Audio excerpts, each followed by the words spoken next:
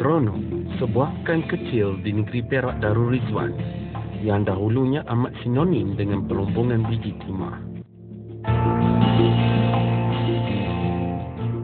Seiring dengan pembangunan yang pesat di Trono, muncul sebuah syarikat Bumi Putra mengeluarkan produk berasaskan ikan, iaitu keropok leko.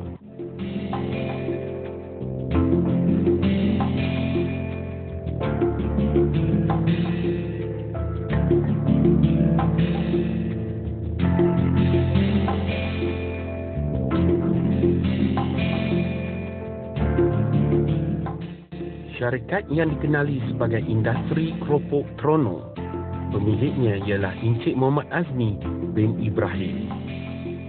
Syarikat ini beroperasi di alamat Industri Keropok Trono atau Rokiah binti Muhammad, Kampung Serkai Jadi, 31750 Trono, Perak, atau hubungi di talian 0536764412 atau hubungi talian handphone 012-523-0809. Bermula secara kecil-kecilan pada tahun 1993, kini industri keropok Trono telah beroperasi di sebuah kilang yang luas dan moden. Dengan berbekalkan tenaga kerja seramai 22 orang yang berpengalaman penuh dan cukup terlatih, dengan ini dapat menghasilkan keropok leko yang enak dan digemari ramai. Pengeluaran keropok leko di kilang ini boleh mencecah sehingga 1.5 tan pada satu hari. Produk yang dihasilkan di kilang ini adalah seperti berikut, iaitu leko cakoi, leko comel, keropok kering ikan, leko batang, keropok garing nipis, dan leko bol.